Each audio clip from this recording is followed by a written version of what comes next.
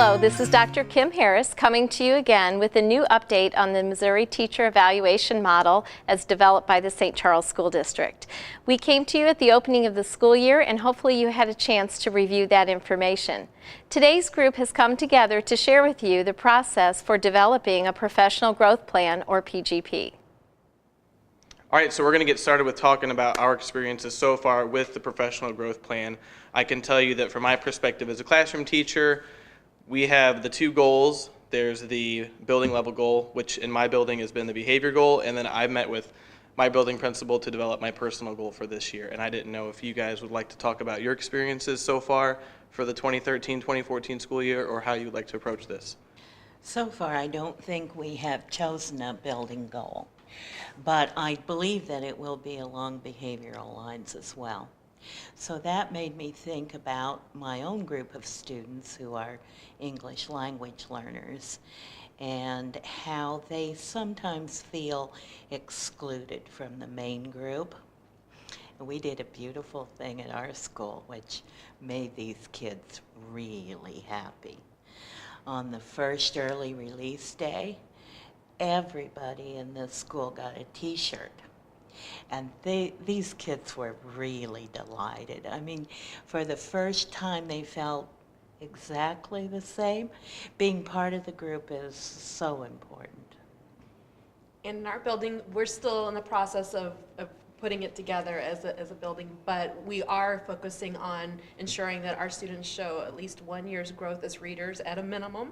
And we're trying to figure out how to tie that in with all of the teachers in our buildings, because we do have, you know, teachers that only teach math and social studies or things like that. And so part of this is having the students learn to set goals. And while in the communication arts department will be very, you know, cut and dry based on the running record data, we're still going to have that practice piece of setting goals with students no matter what content area they're in. So in PE, they may be setting goals for running the mile, but it's still to help that process with the students to help them understand the importance of setting goals and to measure their own goals so that they can, you know, just see over time how they have been improving. I'm a librarian, and part of our goal is the things that influence learning, so behaviors that influence that. As a librarian, I don't give grades, and that's part of what our goal is kind of focusing on as a building. So I'm having to learn how to collect data that still deals with the building goal, but obviously isn't reflected by grade data, or how I can assist the teachers with their collection. So I have to look at it a little bit differently from the others, and I know people like counselors would have to do that as well. Sounds excellent. All right, well, what we're going to do next is we're going to walk you through the steps that it takes to develop your PGP for this upcoming school year. So thank you all for coming out today, ladies. Thank you. The first step in developing the Professional Growth Plan is the identifying information, which is your name, the school year, the standard number and name, as well as the quality indicator number and name. The second is to briefly describe why this growth standard was chosen. You're going to include whether this indicator aligns to a CSIP and or a BSIP improvement goal. Next, you're going to develop your baseline score from your initial observations or from prior end-of-year observations.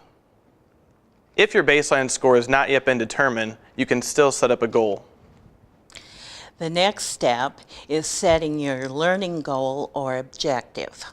It should be measurable, specific, and tied to student growth. Next is the measurement tool. You can identify a tool such as a pre-test or post-test, a benchmark, or other measurement tools. The measurement should be taken across 2 points in time, for example, at the beginning and end of a unit, semesters, or a school year. After you've determined your learning goal or objective and the measurement tool, you must move on to the data timeline. And basically, we need to figure out who is going to do the measuring. Will that be the student or the teacher? What will be measured? When or how often will the data be measured? And then how will the growth be monitored?